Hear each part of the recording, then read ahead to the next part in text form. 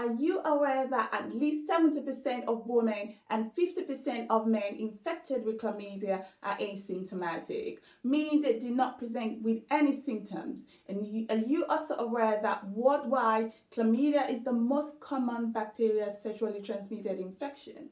Well, now you know. This video will give a brief explanation on chlamydia, mode of transmission, risk factors, when to suspect chlamydia, its symptoms, and its complications. So you ready?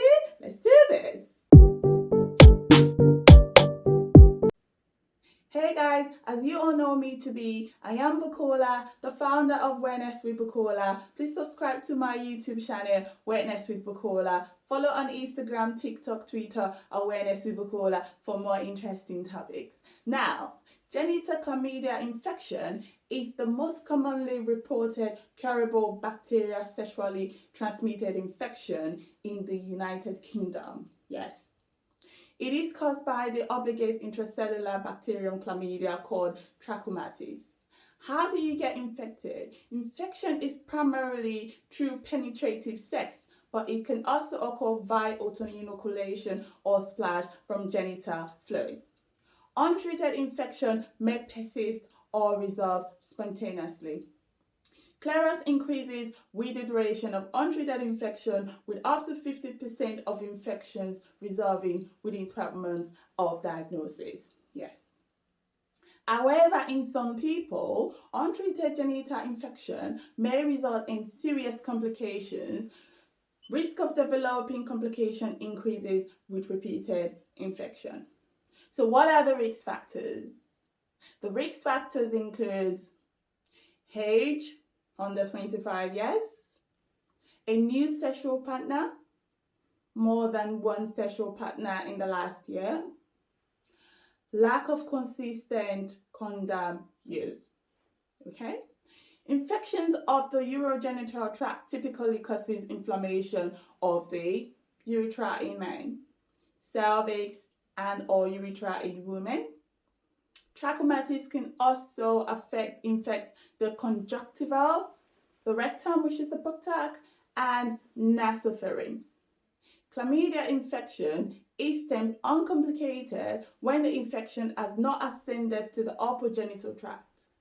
Complicated when the infection has spread to the upper genital tract, causing pelvic inflammatory disease in women and epididymal orchitis in men. So epididymal orchitis simply means pain, swelling, or inflammation of the epididymis and or testicles, which can result from untreated chlamydia infection in men. So when should you suspect and test for chlamydia? Chlamydia is suspected in sexually active women with increased vaginal discharge, postcoital or intermenstrual bleeding, purulent vaginal discharge, mucopurulent cervical discharge, deep dyspareunia, dysuria, pelvic pain and tenderness, cervical motion tenderness, inflamed or friable cervix which may bleed. Whilst chlamydia is suspected in sexually active men with dysuria, mucoid or mucopurulent urethra discharge, urethral discomfort, stroke urethritis, epididymal orchitis, reactive arthritis, and so forth. Symptoms of rectal chlamydia include anal discharge and anorectal discomfort, although rectal infection is usually asymptomatic. I said that earlier on. So symptoms of oropharyngeal infection include pharyngitis and sore throat, but oropharyngeal infection is usually asymptomatic. Okay? So your current partners or partner must also be treated for chlamydia to reduce the risk of reinfection and upward transmission. Okay, sexual intercourse, including oral sex, should be avoided until partners have completed treatment or waited 7 days after treatment with azithromycin. Okay, chlamydia infection can lead to complications such as pelvic inflammatory disease, including endometritis and salpingitis. Okay, I will be discussing this topic in more detail in future posts. Okay, epididymal otitis, pain, swelling, or inflammation of the epididymis and or testicles can result from untreated chlamydia infection in men.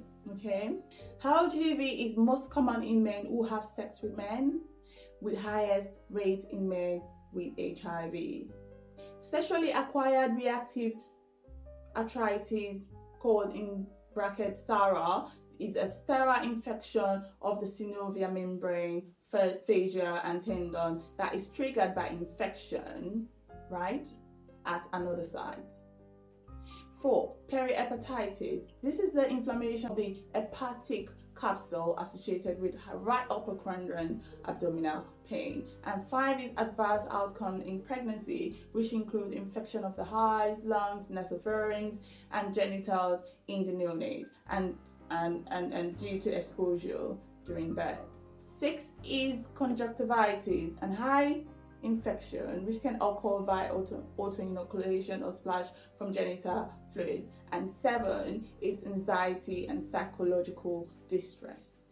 The National Chlamydia Screening Program recommends annual screening for all sexually active people younger than 25 years of age, or more frequently if they change their partner. Please refer to your primary care provider for further advice, diagnosis, and treatment.